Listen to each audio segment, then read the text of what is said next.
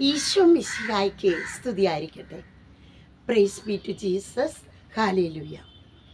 മനോഹരമായ സുപ്രഭാതത്തിൽ Carmel Ruha ministry YouTube channel മക്കൾ ഒരു വചനം കേൾക്കാനായിട്ട് ഒരുങ്ങി ചാനലിൻ്റെ മുൻപിൽ വന്നിരിക്കുകയാണ്. പ്രാർത്ഥനയോടെ എല്ലാവരെയും സമർപ്പിക്കുകയാണ്. സിസ്റ്ററിൻ്റെ കുടുംബാംഗങ്ങളാണ് ഈ ചാനലിലുള്ള എല്ലാ മക്കളും.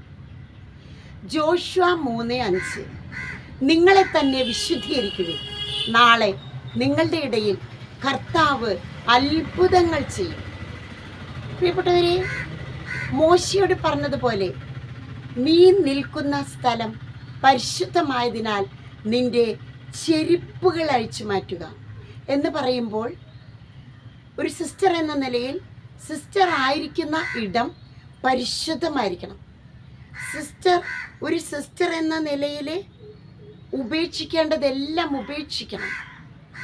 ഏറ്റവും പരിശുദ്ധമായിട്ട് നിൽക്കണം. ആ ഇടം പരിശുദ്ധമാക്കണം.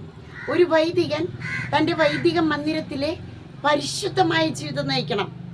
അതിന് വിപരീതമായിട്ട് വരുന്നതെല്ലാം തീർത്തും നിർബന്ധമായും ഉപേക്ഷിക്കണം. ഒരു കുടുംബം പരിശുദ്ധമായിരിക്കണം. നീ നിൽക്കുന്ന ഇടം പരിശുദ്ധമാകുമ്പോൾ കർത്താവ് അത് വചനം എഴുതുകയാണെങ്കിലും, വചനം പഠിക്കുകയാണെങ്കിലും, വചനം വായിക്കുകയാണെങ്കിലും, വചനം ഏറ്റേറ്റ് ചൊല്ലുകയാണെങ്കിലും, പരിശുദ്ധി, വിശുദ്ധി, നിന്നെ തന്നെ വിശുദ്ധീകരിക്കുക, നാളെ നിങ്ങളുടെ ഇടയിൽ കർത്താവ് അത്ഭുതങ്ങൾ ചെയ്യും. ഈ ഒരു വചനത്തിൻ്റെ അഭിഷേകം എന്ന് പറയുമ്പോൾ പരിപൂർണ വിശുദ്ധീകരണമാണ്. എവിടെ വിശുദ്ധിയുണ്ടോ അവിടെ കർത്താവിനെ അത്ഭുതങ്ങൾ ചെയ്യാതിരിക്കാൻ സാധിക്കില്ല. എല്ലാവരെയും ഈശോ അനുഗ്രഹിക്കട്ടെ. നമ്മെ തന്നെ വിശുദ്ധീകരിക്കുക. നമ്മൾ തന്നെ ഒരു സ്റ്റെപ്പ് എടുക്കണം.